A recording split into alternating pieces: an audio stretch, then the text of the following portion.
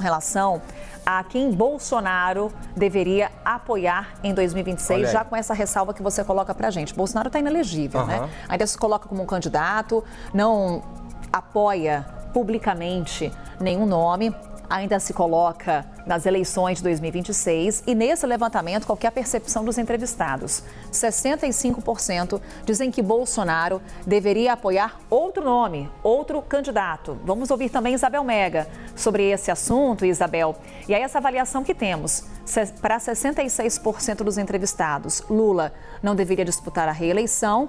E também entre esses entrevistados, mais de 60%, 65% dizem que Bolsonaro deveria apoiar outro candidato, outro nome. Daqui a pouquinho vou trazer, inclusive, já alguns nomes que foram trazidos nessa pesquisa. Michele Bolsonaro e Eduardo Bolsonaro.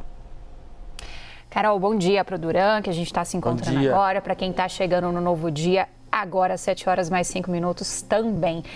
Ontem a gente falava sobre o alto índice de desaprovação, mas com um cenário de que, bom, ok, não piorou mesmo depois do INSS, mas é uma rejeição alta, uma desaprovação alta do presidente da República. Hoje, esses dados tratam de um cenário muito dividido e que é interessante a gente pensar sobre o quanto eles são reveladores de que um precisa do outro. O lulismo precisa do bolsonarismo e o bolsonarismo precisa do lulismo, porque eles se retroalimentam nessa polarização e os dois, nos dados da pesquisa de hoje, tem dados que a gente tem como muito reveladores a respeito dessa percepção do eleitor, né? Então, 66% dos eleitores estão dizendo que Lula não deveria se candidatar, esse patamar aumentou para além da margem de erro, eram 62% na última pesquisa.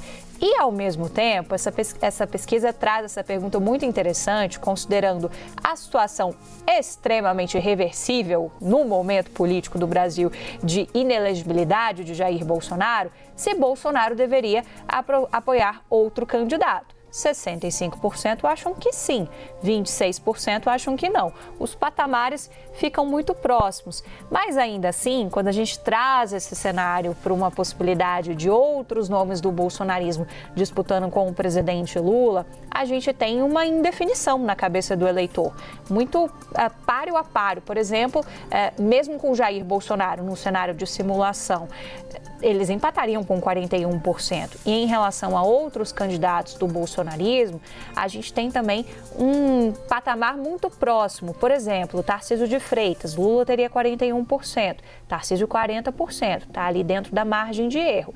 Quando a gente olha o cenário para Michele Bolsonaro e para Eduardo Bolsonaro, Lula sai um pouquinho, ligeiramente, na frente.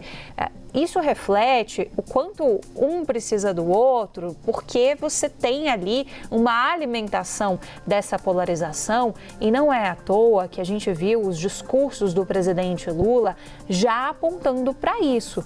Não vejo como um movimento à toa quando Lula escala a situação de Eduardo Bolsonaro, quando ali no Palácio do Itamaraty eles estavam tateando, né, como responder a uma sanção que é anunciada lá nos Estados Unidos de vistos de autoridades e que poderia afetar o Brasil, ainda que não tenha sido colocado da forma clara, né, com selo ali Alexandre de Moraes.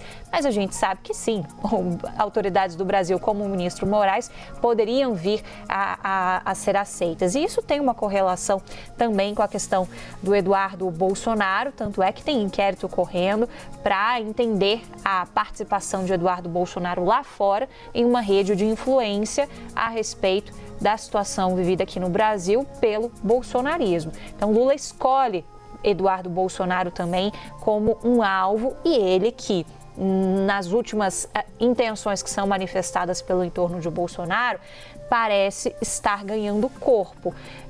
É um cenário muito difícil da gente medir, porque tem muita coisa para acontecer, tem mais de um ano pela frente para outubro de 2026, mas ali no entorno do bolsonarismo tem uma percepção de que Jair Bolsonaro poderia optar com mais chances para um dos seus filhos do que para a própria esposa Michele Bolsonaro. Isso no retrato de hoje. O de amanhã a gente não tem como saber, e falar de Bolsonaro é sempre uma caixinha de surpresa. Mas esses dados da Quest só reforçam isso que está colocado no cenário de polarização de fato, né? E como que o eleitor se divide em relação a isso. O eleitor acha que Lula não deveria se candidatar e, ao mesmo tempo, acha que Bolsonaro também deveria apoiar outro candidato. Olha o nó que isso dá e quanta coisa ainda pode acontecer e ir mudando esse cenário e provocando mudanças de estratégia também de um lado e de outro.